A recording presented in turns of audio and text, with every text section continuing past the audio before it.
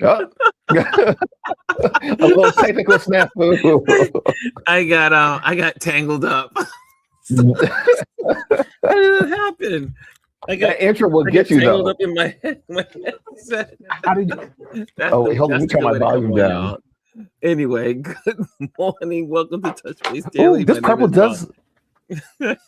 My name is Ron Foster, touching base with you as we do every day. And I'm with my partner in crime, Mr. Chris Edwards. Good morning, bro. Good morning, buddy. Good morning. This purple does actually look really good on screen. The purple looks great. I had to say, the Yeah. purple looks really good on you. And We're the fixing these mics. background and all the colors, you got it working, sir. I'm loving this new office setup. You know, we've been adding things here and there. I added one of my hats. Where is it? Right there this morning. Yeah, you So got your we'll add a few things here and there to see how it plays. I like it. I like it. Oh, and what were you going to remind me to do? Hit the Instagram button. Hit the Instagram. Go live on Instagram because you weren't live yesterday on Instagram. So I just hit the Instagram button. I just hit it. Okay, so now the Instagrammers are in, and if you're in Instagram, come over to YouTube. Before you get started and saying hellos and stuff, I want to just give a shout out to a friend of mine. So one of my friends from England was watching yesterday. Don't be afraid to say hello. Don't be afraid to engage in chat in the actual chat. Even if you don't necessarily know what's going on in the United States politics, you can chime in, give your 2 cents. Don't be afraid. Yes. And this goes for anybody out there in the world. Well, you know, it's always good. What makes this community unique in some ways is that we try to put all of the comments on the screen. Now, I know that I need to monitor when that time lag is. I'm working on my lagger. So if the subject is over, I don't need to post it. We just keep it moving. So it can be difficult though, because we have like yesterday's chat was very lively. A lot of people were commenting. It was kind of hard to keep up. Because remember, not only are we sitting here engaging in conversation with one another and everyone else, but we're reading comments as well and still trying to keep the show moving. So it's a lot. And we don't have a producer in the background in our ears. And see, we had a producer. There's some people out there that would like to be producers. Listen, as we are talking, they can just simply be going through the comments and posting them, because that's what you need. You need a producer to just do that stuff. It's a lot. It really is a lot. So hint, Adrian. He already told you that you're taking away from his work day by having to come in here and comment. So don't ask him to be a producer. Be the producer. But I think you do need a producer. You're getting to a point where it's a lot. Because now we're picking up, and we've been having a lot more people engaged, especially if you're traveling, that would be really helpful. Oh yes. For those that are just joining, today is our TrendWatch Thursday. We do this every Thursday where we just talk about the headlines. And there are 2 headlines that were just on fire for the last 24 hours. Well, one for the last 16 hours and the other one for 24 hours. So we'll be talking one about yesterday's presidential address meltdown. We'll talk about that. And was it that? It was horrible. It was the worst thing I have ever seen. I've heard that. Presidential. Question. Did you watch it? Did you watch it live? I watched it live. You know, I refuse to watch him. I can't if I see him come on like any of my channels, whatever, I just have to switch it because his voice irritates the hell out of me. It's like yes. It is. That's exactly what it's like. I hate his voice, and I don't hate too many things. I hate seeing his face. I mean, he really just gets under my skin, and so I knew that I needed to listen, because I wouldn't be able to talk about current things that are happening on TrendWatch Thursday. So I said, let me make sure I do this. But I knew it was going to be a fiasco. I knew it was going to be horrible. I knew it was going to be horrific. Dude, if you're in the building, make sure you hit the likes. Make sure you hit the likes so that the algorithms can wake up and let people know that we're here. So yeah, but that's where we are. And so the first thing is presidential meltdown. This was like I said, it was something to be seen. Chris, I mean, you didn't see any of it, right? You did not. I didn't watch it yet. So typically, you know how I get my news is I'll watch like MSN Now or MS Now, their podcasts and stuff, or even the two ladies on oh gosh, what's the name of the channel? Were the two ladies? MS Now? Oh, no. I am. What is it? I am. No. Well, we know what we're talking about. Yeah, we know who we're talking with. Jen and Pump. Yes. I will get it to there or like Don, but I didn't really get a chance to listen to Don this morning. I had it. Yes, thank you. Yeah. So I get a lot of stuff from there, and then also I do get stuff from like Associated Press and Bloomberg and stuff like that. So typically before the show, I will go ahead and do that. But this morning I was a little bit rushed to get some stuff done because I was cutting promos this morning and putting them up. Well, I saw that and I was like, oh, look, I said, Chris is on it. And I'm trying to get back more into getting more marketing done about the show and what's happening. So I'm trying to get back into the swing. I used to do marketing all the time for the show. So I said, normally I would do it at the beginning of the week, but this week has gotten away from me. So like I got this morning, showered, had a little breakfast, and then I came in here maybe about 8:30.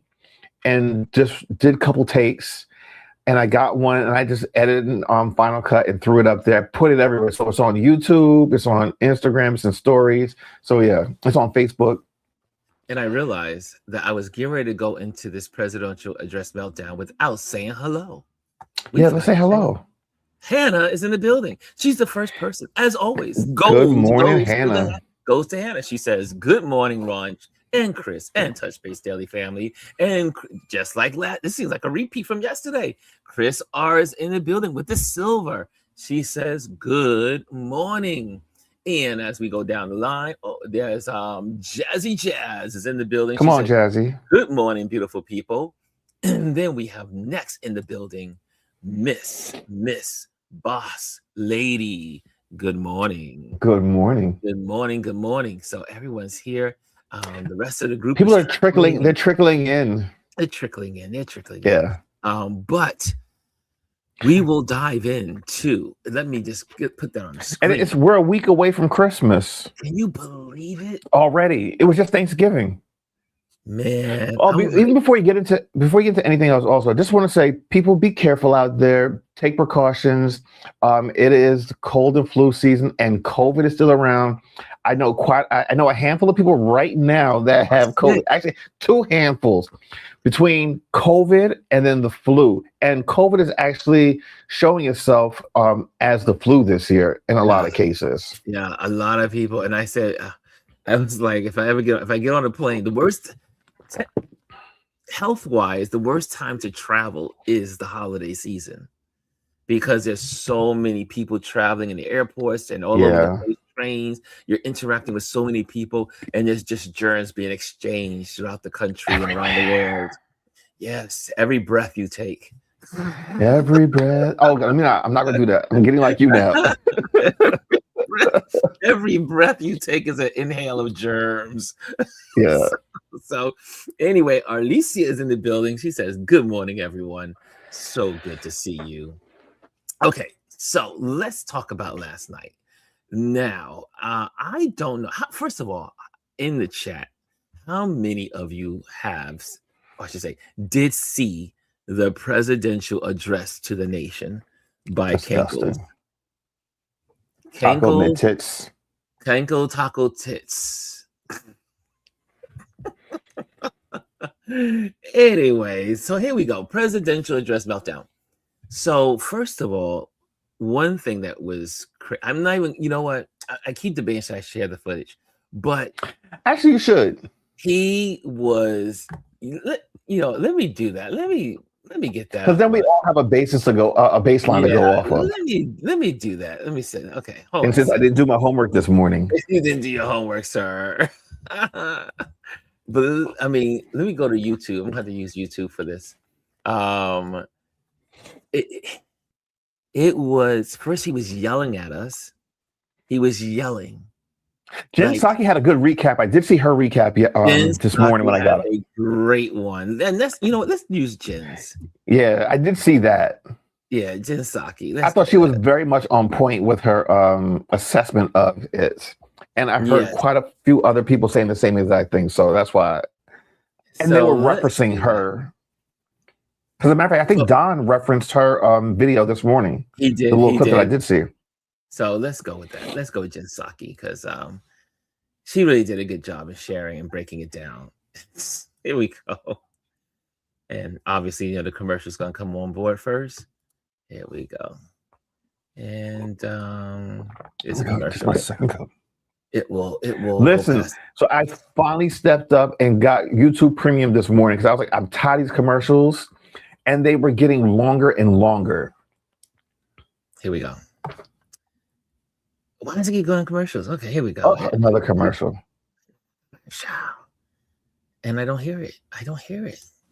Well, the president has just finished his address to the nation. And was that a speech? I mean, it felt almost like it was a bad, fast talking infomercial with a lot of anti-immigrant language just intertwined in there. It was extremely loose on facts. And he basically tried to shout his alleged accomplishments at the American people as if that was going to convince them that they were all true. I'm going to get some reaction and experts help analyzing what he said in just a moment. But first, I just want to quickly fact check just a few. I mean, there were so many in there. We were working as quickly as we could. But just a few of the president's most blatant falsehoods.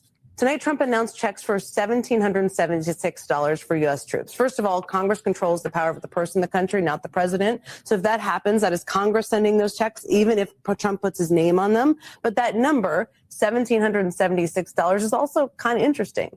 Because an analysis from the Yale Budget Lab estimates that as of November, Trump tariffs have cost Americans an average of $1,700 per household this year. Trump also claimed that when he took office, inflation was the worst in 48 years. That's not true. Lie. The truth is that inflation had been declining from its peak of 7% during the pandemic. But since Trump took office, it has basically flatlined at 3%. It was 3% in January, and it's 3% today. In his campaign, Trump also claimed he would end inflation on day one. Now, just last week, the chair of the Federal Reserve, Jerome Powell, said that, quote, inflation remains somewhat elevated. There you go. Trump said he's working to bring grocery prices down. Now, just this week, this is where it gets awkward for him, Trump's own agriculture department released a report showing that food prices are rising faster than inflation. And everybody, by the way, is living that at grocery stores. Trump also claimed that he's brought gas prices down to $1.99 a gallon. The national average for a gallon of gasoline was $3.11 when Trump took office. The national average today per AAA is $2.91. That is just a little taste and flavor, and I'm sure you all have your own lists at home. Again, just a short. And there you have it. I mean, it was, and it went on and on and on. But every single thing was, well, we know when he opens his mouth, he is lying. That's a lie. But he doesn't know what the truth is. It was so, they always say unhinged. This was beyond unhinged. This was truly looking like, not to, because, my mom has dementia, but it was like watching a old dementia patient just talking. It was just like someone had lost their marbles and did not realize their marbles were on the floor and yet rolling on them. It was literally the worst presidential address. He would have been better to have silence, never had gone on air, never talked about it. Again, like Don Lemon said this morning, if you're talking about your accomplishments like you did, like he did, then you're probably not accomplishing anything, because he just ranted and talked about Biden and Biden this, and we inherit the worst economy, which is all a lie. This moron of a president, all he had to do was move into the White House and touch nothing. Yeah. No tariffs, nothing. He could have just put the country on autopilot and let what the Biden administration did with the economy, let it flow. But Because, see, he had. I mean, look, unemployment 3 months in a row down. I should say going up. All you gotta do is just let it go. He had a great baseline to start with. But here's the thing: it does not fit into his revenge narrative and blame everything on everyone else. This man has been in office now for 11 months. Okay, 11 full months, and all you and your administration continue to say is Biden this, Biden that, Obama this, Obama. Obama has not been in office in over 16 years, something like that, 8 years, whatever. He has not been in office that long. This man is so far removed from the presidency. All he has is his legacy, but all you can continue to complain about is that these people did this and did that.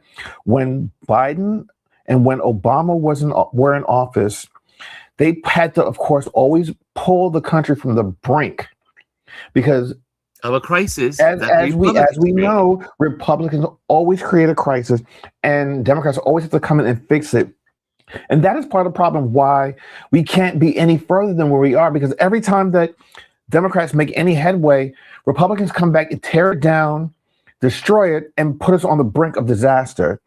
And here's the thing: I'm not completely blaming the Republicans for this. This is a Democratic problem because instead of codifying a lot of these changes and efforts that they're putting in, they do executive orders, or they just like put it on the edge and leave it there saying, you know what, it's okay. No, you have to put all these things into law. You have to put people on the bench that will, push your agenda, and they're not doing that. They haven't been doing that. I hope moving forward, after the midterms and after this next election, if we have one, because that's in question, yes, they'll step up and do what they need to do. This is a different ballgame. This is not our parents or our grandparents' democracy anymore. Yeah, you bring out a point, but also I also blame the American people. Yep. How many times can the American people not get the freaking basics of understanding that when the Democrats are in office, there's progression economically. When the Republicans are in office, speaking as a former Republican, the Republicans are in office, we are always in a financial crisis. Bush, Iraq War. Trump, COVID, mismanagement. And now probably Venezuela. And then also with Bush, we had the economic meltdown, 2008. So I should say 7 going into 8. When will the American people wake up and get out of their heads that the Republicans are better for the economy? They are not. And we have 45 years to prove it. Yeah. 45 years to prove that the Republicans, unfortunately, are horrible in running the government. They don't know how to legislate. They don't have great ideas. They are pathetic. They are the worst. And they never get better. That's why many of us are former Republicans. They don't even stick to the Republican agenda of conservatives. No. That script has set sail a long time ago. Anyway, and I always say I'm a Republican, a Frederick Douglass, Abraham Lincoln Republican. Anyway. moving. What else you guys are saying in here? I see Jazz in here. She says, you can't codify when you don't have control. The Dems have not had control since 2010. Well, no, they did have control in the first term of Biden. That's why we were able to get legislation passed for the CHIP Act and a bunch of other things. So, but yes, it's hard when you're in control for the first term or before the midterms, the first half of your term, and then your second half of your term, you lose control. Then that is a big problem. But that's the time when you have to codify. You have to codify. You have to pass legislation. The Congress is also at fault because the Congress has been giving away their authority for the last, again, 40 years. If Congress was doing their job, putting a check, or I should put a stop on the presidency when the presidency is off, you wouldn't have these problems. Yeah, but here's the thing. Congress has, but only when Democrats have been in the presidency. When Republicans are there, they let them have free reign because they feel as though, we have power. It doesn't matter who is at the top, but we have that power. And they're so power hungry, they can't even see past their nose. Like they literally ceded everything to this man. Even the Supreme Court, like they've just given him free reign to do whatever the hell he wants. Yeah, like Jazzy says, we are doing this to ourselves, and until we collectively get out of our own way, then we can actually progress in this country. I see Dr. Tachi sending some love out there.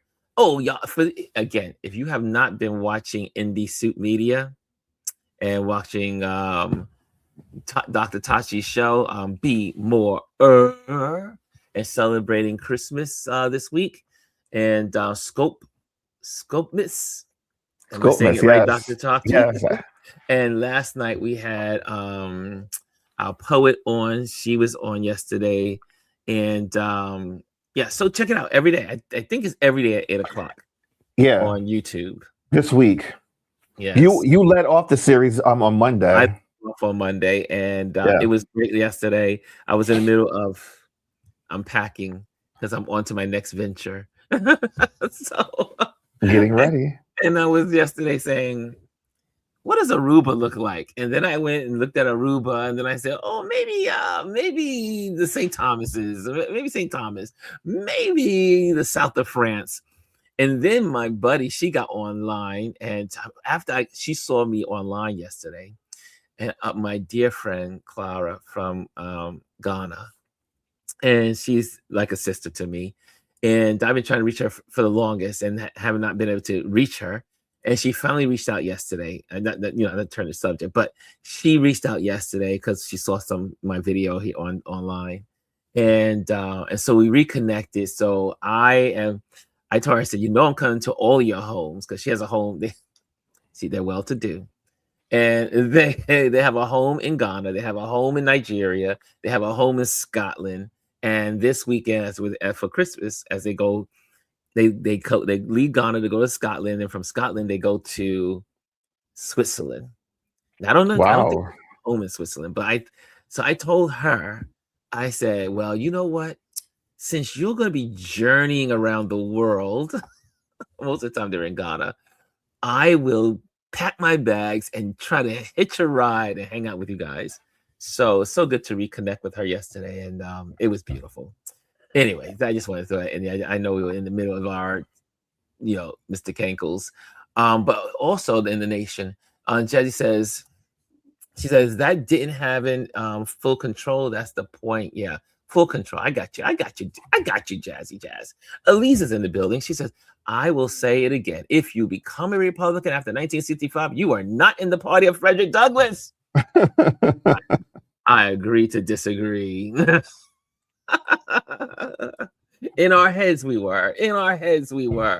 And don't get Elise started. I know, to get Elise started. Rashawn says, good morning, Miss Elise.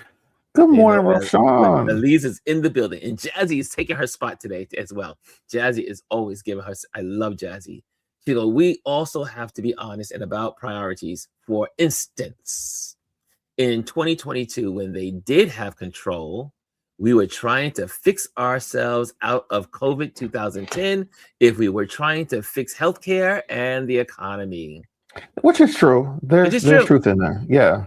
Because we were trying to plan out and I have to, for those that will fight against the Biden administration, they did a great job. I will say, when you compare how America was able to get out of the COVID economy compared to the rest of the world, they did way better. Excellent job.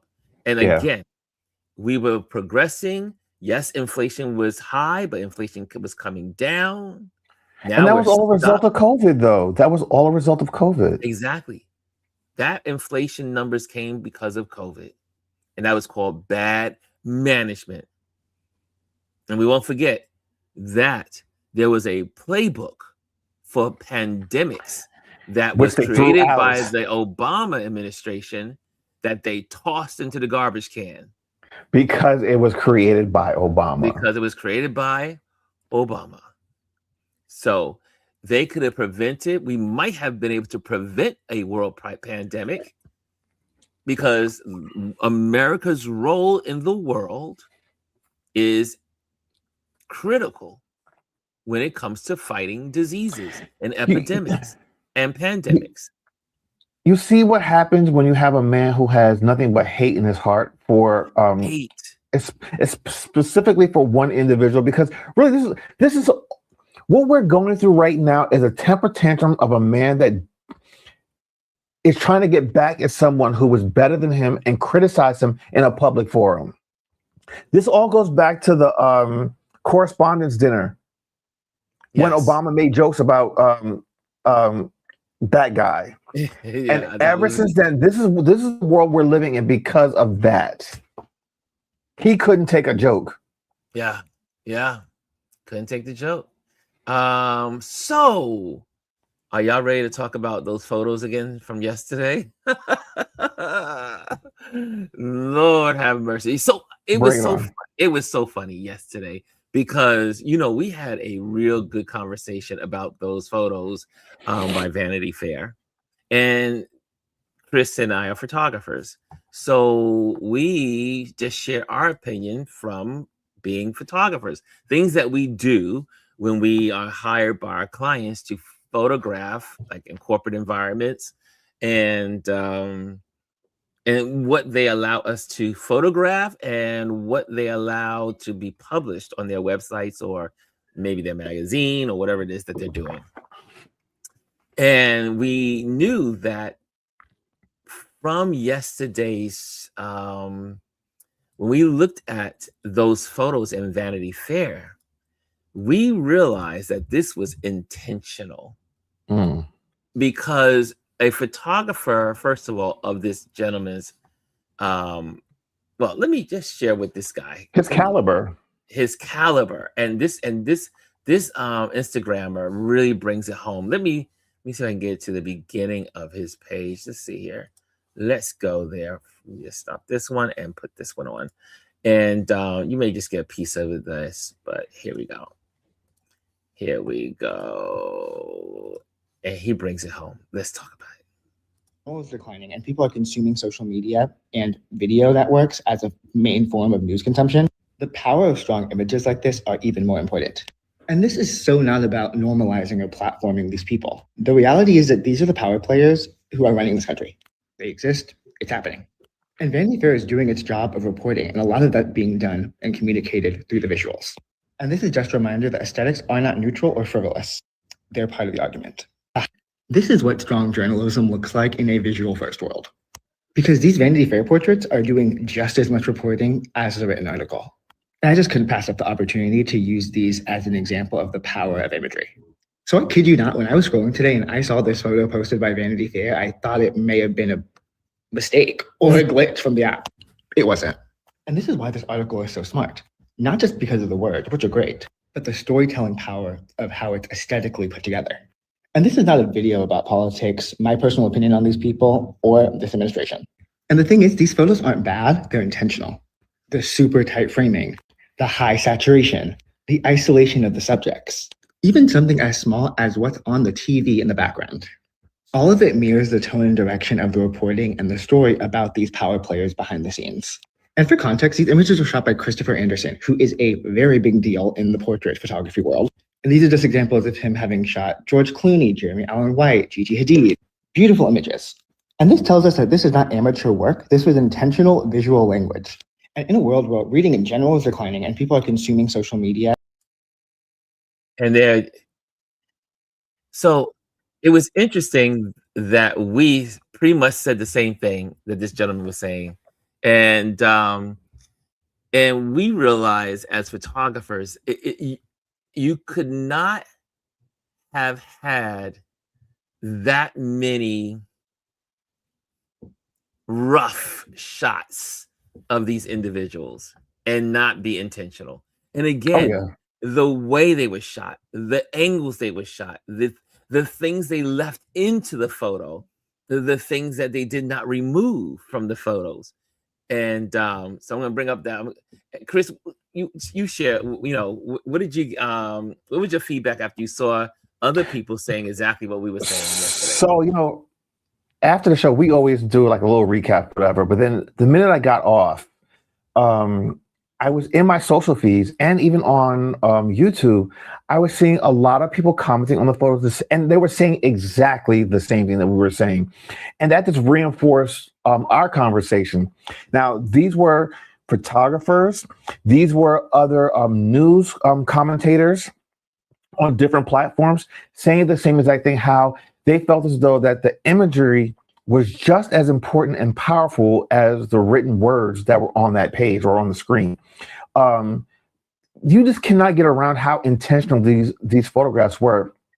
And I thought that they were striking, they were poignant, they really told a sub-story of what was going on. Like we talked about yesterday, like this really showed these people for who they actually really were. Mean-spirited, they're always contradictory, they're always projecting, and like Caroline Levis, like everyone was questioning, well, were those where her injections for her fillers were? That was one of the big ones. And Marco Rubio, how just stark and dark his imagery was. And the other little fool in the corner, I forget his name. Steve Miller. The comparison of the photos that were put up, you have imagery of and Germany, we won't say that word, but Germany and the Holocaust and like those type of imagery you get from that period. They put his imagery next to that. And it clearly tells a story. Like, look at this. I mean, and we talked about this yesterday. And so we're rehashing something we talked about yesterday. And the reason why we're rehashing it is because so many people were talking about it, and so many people were talking about it, about most of the things we covered yesterday on this show, in our community, was shared. And it was so funny because I was like, wait a minute, am I watching our show again? Are we watching what we talked about? Because on Don Lemon, it was on the other show. Every other show I turned to on YouTube or on Instagram was saying the same exact thing. And so just look, and just again, we'll scroll through these photos real quick, and then we'll go to some of the one other thing to point out. Some of the commentators were also mentioning the fact that no one really reads anymore, and it's such a visual medium, social media, like Instagram, even like YouTube. You're not really reading, or you're looking at the visuals. This was so impactful because it's hitting people where they actually are. You see these images on people's social media feeds, especially like Instagram or X or Blue Sky or any of those other social media feeds. People can relate to these because this is where they are. These images capture who these people are and speak to the time that we are living. Man, I mean, these photos are just absolutely again, or like this shot, how small she looks. Adrian mentioned this, how small she looks. Look at the pictures are big, the walls, the framing, the doorways. She's melted into the background. She's small. She's a small person. No, but you said something very interesting, how she melts into the background. That's actually what she does. And if you read the article, she talks about how she just kind of sits in the background and absorbs everything that's going on around her. So this image actually really speaks to what she was saying in the article. Yeah. Literally, I mean, I would say with some say, oh, I can't believe that he made, the artist Chris made the did these photos. And I was like, this is remarkable work. I mean, I love when people can speak and communicate through their photographs. Yeah. And these photos nailed the article. If you read the article, you will see that every photo laid out matched the individuals that the article was talking about. Someone had commented about, is this photojournalism? This is photojournalism. I would not be surprised if he wins some type of award for this photo montage and collection. And here's the thing. All these people posed for these photos. It's not as though he snuck in and took these photos of these people. They all willingly posed for these photos. Yeah. Or like this shot. I mean, most of us as photographers, we would find a white wall, a area that is, nice. We would, and if we did have, and this was talking about this on some other shows yesterday, we would just crop out the switches, the thermostat. We would just say, it's not necessary. So you would just eliminate it. But, and so it's, I told one of my close dear friends that I would share, but look at this.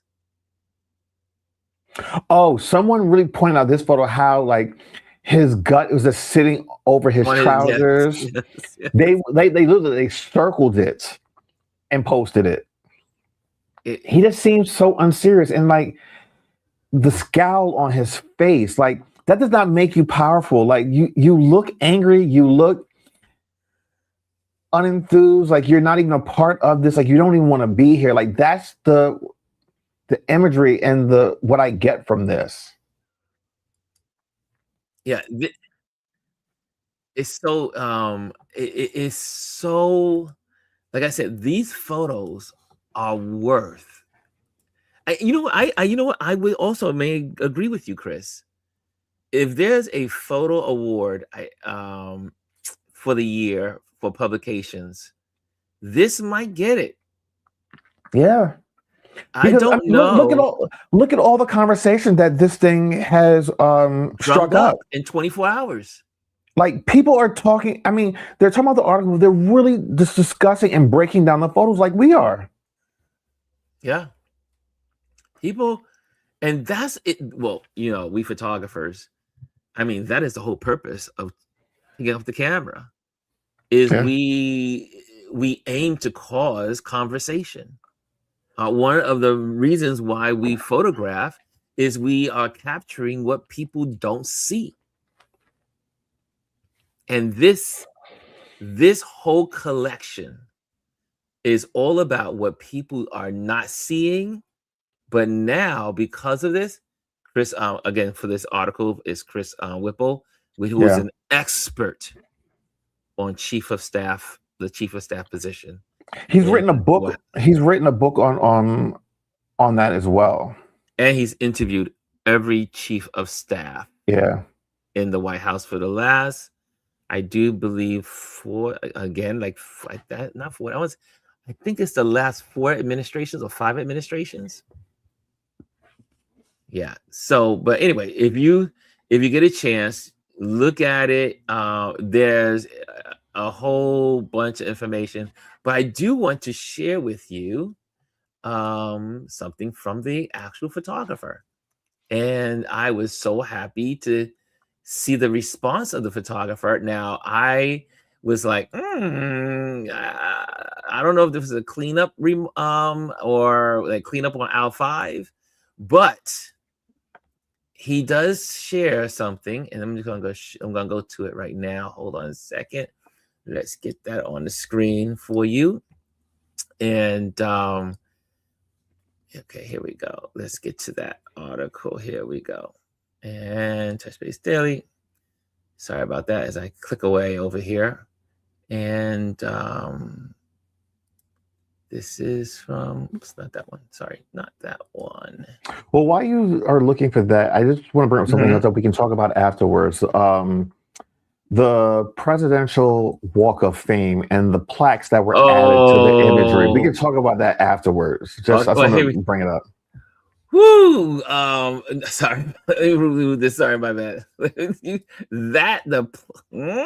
Yeah, today's a good day for some good headlines. Yeah, this is the article.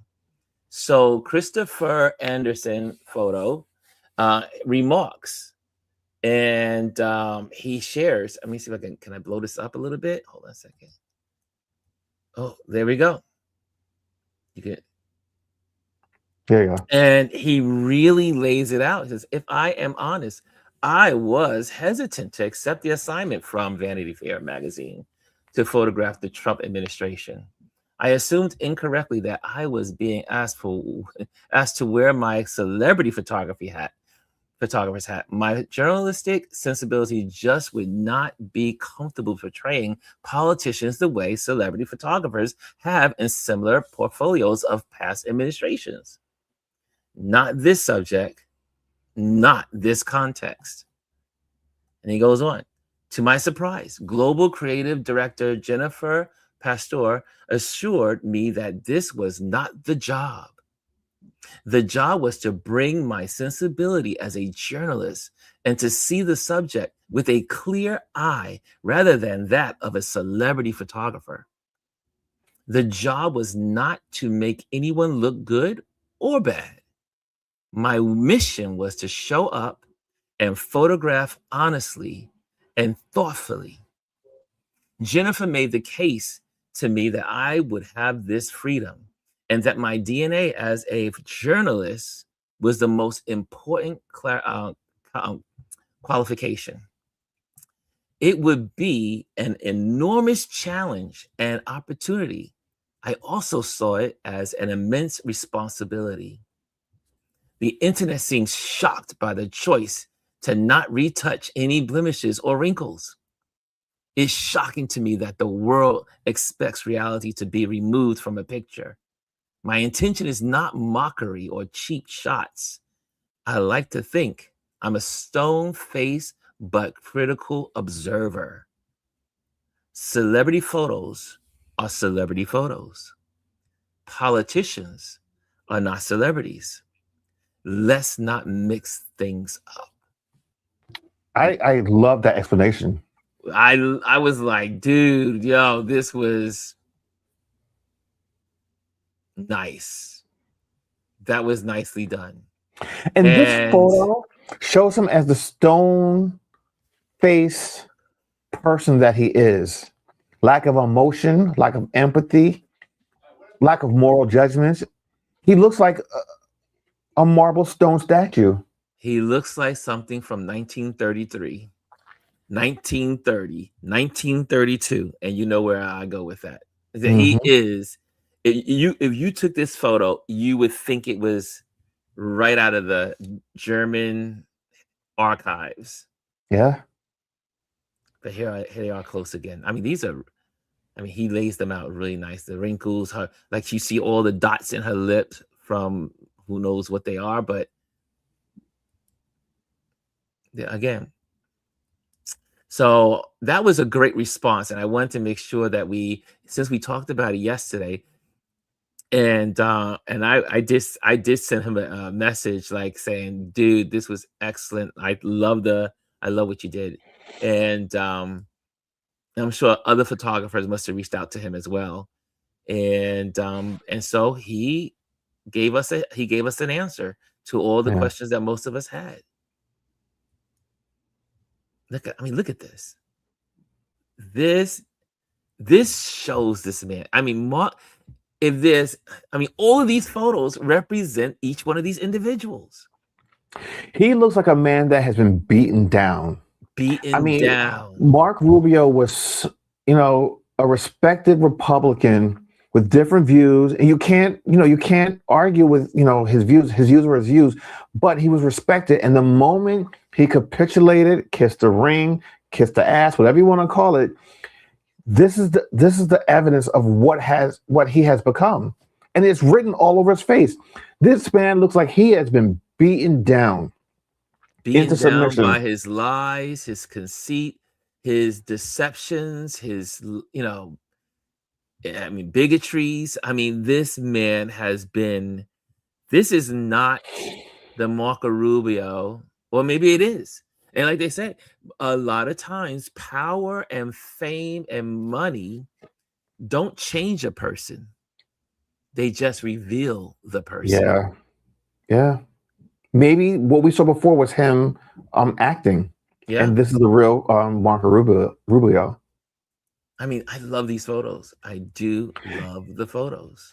You know what I love about this one? Go back one. The reflection? The reflection, but also how far away he is from the camera. It's like he's not really there, but then also he's two-faced it. You see two sides of him. Also intentional. These are all intentional. Every composition, every frame is saying something. Can I tell you something? I would love to see his notes on these people before he went to shoot them, because I'm sure when he showed up, he had notes on all of how he wanted to capture them, because how he saw their personalities. Because he's emulated and captured their personalities to a T in these photos. The deer in headlights. It's just. And you know what? And kudos to Vanity Fair for letting Christopher Anderson have free reign to do what he needed to do to do his photojournalism. But that's why you hire people to let you hire certain photographers and writers, because of what they bring to a story. If you hire someone and then try to control their narrative, then what's the point? You can just hire anybody off the street. You're hiring these people for a certain reason. And I'm so glad they allow them to show their artistic expression unabashed. You know what I mean? Look at Marco Rubio. It's just, the photos say it all. And so not to beat the dead horse, but I will tell you, I thought this was worth going back over, since we are photographers and a lot of us love photography in this community. And it was definitely one of those moments yesterday when I was looking at all the other shows and looking at all the other people speaking about it. Literally everything we talked about yesterday in this community was shared. Yeah. And so it's nice when you're on the right page, because as photographers, we be knowing.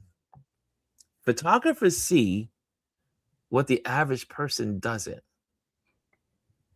When we walk in the room, our eyes are roaming the space.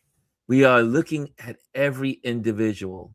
We're looking at every shadow, every light. We're looking at the space itself. We're looking at how people are interacting. We're looking at the movements of the people. We're photographers. And I say this, you heard me say this many times before. Photographers are the eyes of the world. Yeah, we see moods, we see moments, and you're always trying to capture a moment. Yeah, Class says definitely tells a narrative and message. Yeah. So anyway, where are we? It's 11:52.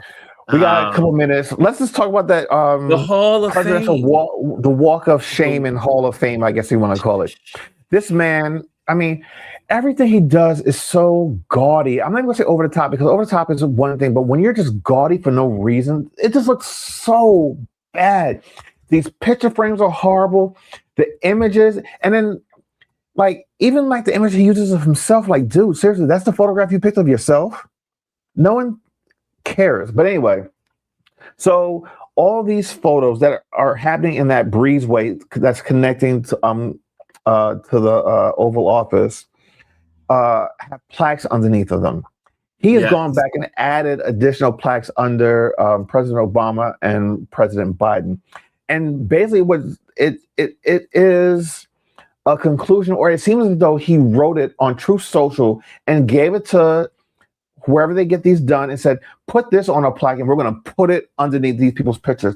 This man is so petty and vindictive and small that you put those words up for these people.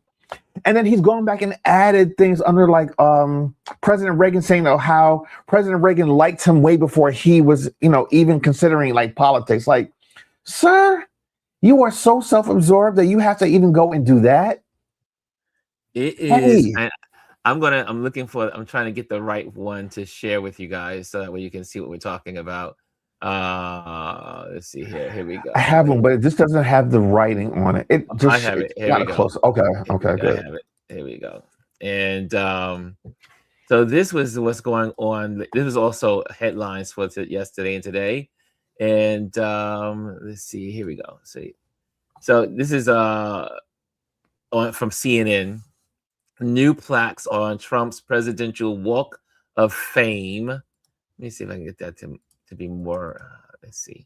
And presidential Walk of Fame. Will I click on this? Where it go? Okay, there we go. Can you see it?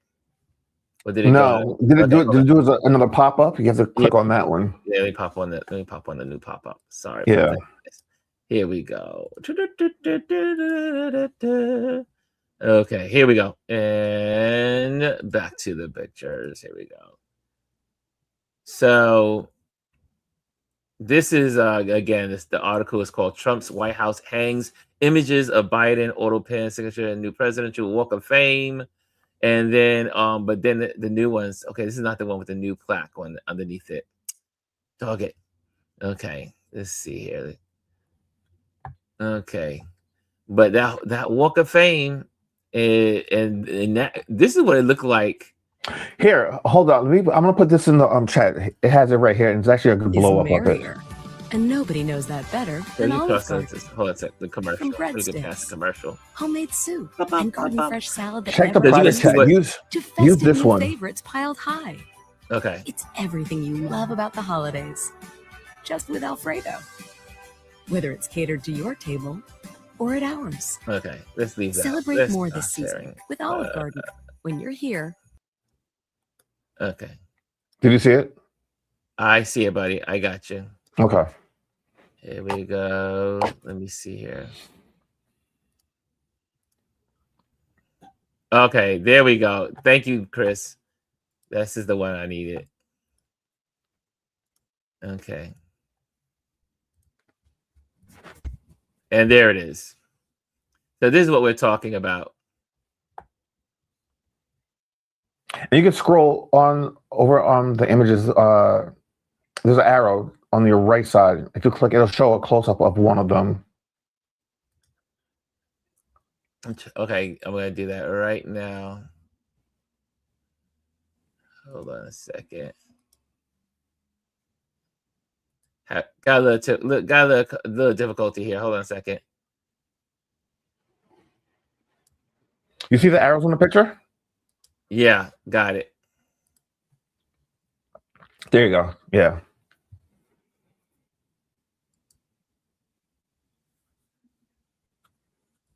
So this hallway also was, which is outside.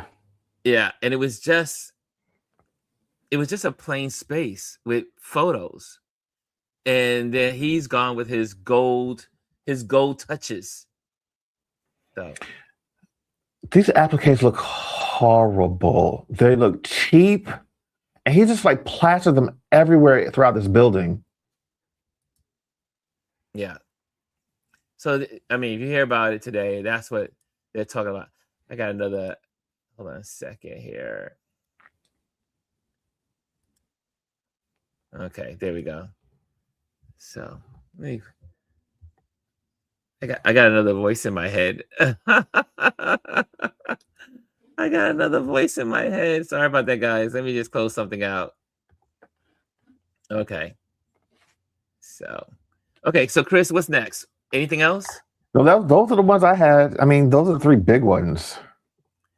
Dr. Tyson, and if you're going to do gold appliques, yeah, let them match. At least match. No, it's true. Like it's like different tones of gold. I mean, I get there's nothing wrong with mixed metals, but one, they're not even like real. It's not even real gold. It's like these appliques you can buy from Home Depot. Someone actually went to Home Depot and found the exact same ones that he's used, and they painted them gold and just like applied them to the building. He did that inside the Oval Office, and he's done it all throughout the White House. It looks so cheap. And again, as interior designers and you being an architect, it is unnerving to see how ugly this looks. Here's the thing. I think everyone's entitled to their opinion. I think you can do these things in a fashionable way, but when you start just plastering it everywhere with no consciousness to it, it makes it look cheap and gaudy for no reason. These look horrible. Look at some of the placements of it. He's putting them on pediments. He's putting them on lintels. And there's no rhyme or reason. There's no symmetry. I can see if this building was designed to have those designed originally in mind, it would make sense. But he's just doing this. And then also, why does it have to be gold? If they were just like white and blended in, they wouldn't stand out as much and wouldn't call so much attention. These appliques are a call to him. This is what he does. He's always looking to grab attention, and that's what that is doing, and not in a positive way, because it just doesn't look good. The same way he doesn't look good. And then wasting taxpayer money. Yes, Jazzy. Exactly. No disrespect to flea market shopping. She says it. No. It's just, but what they read some of the quotes that he put underneath each one of those photos. And that's really the story, is that they were vindictive, petty. They were taken from his Truth Social postings, and they were just horrible.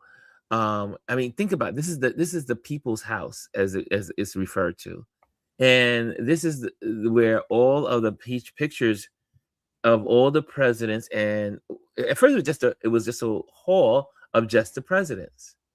He has totally made this into it's a mockery, because now it's not only the pictures have been rearranged, gold has been added to everything, and then underneath every one of those plaques is something ridiculous. But here's the thing. He didn't even need to do this, because all the presidential portraits are in the White House already. And he's relocated most of them so that his are prominent. And then what he's even using are like social media post photos and framing them and hanging them up. Like, what the hell? We're going to... The country is going to have a lot of cleanup to do. Child.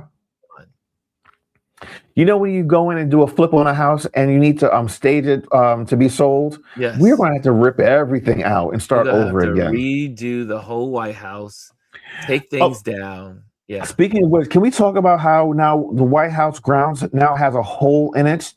Because that building, that ballroom is not going to get built, because now they're in court. He ripped down a building that he had no business ripping down. The architect that he hired to build this thing said he's not doing it, and no one's going to touch it with a 10-foot pole. And on top of that, yesterday, instead of it costing $200 million, now it's going to cost $400 million. Every few months, the price keeps going But you know up. why? Because more people have got their hands in it, more cutback, more how to do. Inflation. No, talking about the money in the back pockets. People are gonna get Oh paid yeah, extra yeah, money that here, yeah. the extra dollars here. It won't get built. The It literally fleecing of America. the next administration that comes in there is going to have to deal with this. He ripped down a perfectly good building that he did not have the right to tear down. He didn't get approval to do that, but this is what he does. He comes in and destroys things. Everything he touched dies. So the book author says. Yeah. Okay, so this is so guess what, guys? Since now we're going to close out, but I would like to also let you know that today we're doing this is the first of its now that we're doing this new thing here. We have a guest coming on at 2:00. So we'll have a 2:00 show, and it's called The Convo. And so we'll be getting together with our wonderful Dwayne Knight. He will be here and talking about photography, but mostly he'll be talking about being a DJ. He is a gospel DJ. And he does a lot of gospel DJing on Sundays and in different places. He gets hired to do it. And we're talking about what it is to be a photographer in this day and age, because in a lot of cases, most photographers have to, just like any other position, have multiple jobs. And he loves music. And so we'll be talking about that at 2:00. So 2:00, you can join us.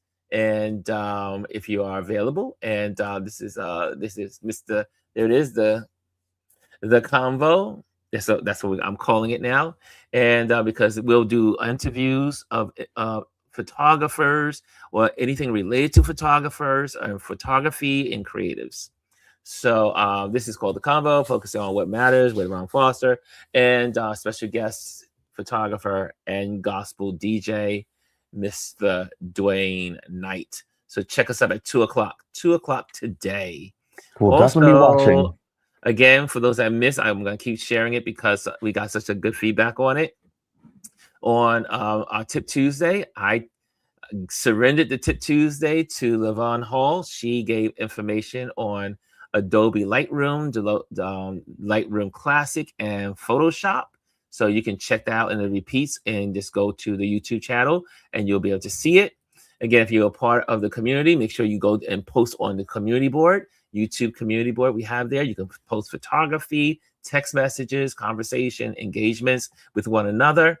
Also, if you want to join our email list, join the email list, and that we can stay in contact with you in case these cyber streets are no longer. Also, I'm an event photographer. If you're looking for a photographer for commercial and residential and family and all that good stuff on photojournalism is events. You can give me a call, slide into my DMs. And also, again, thank you to our Patreon members.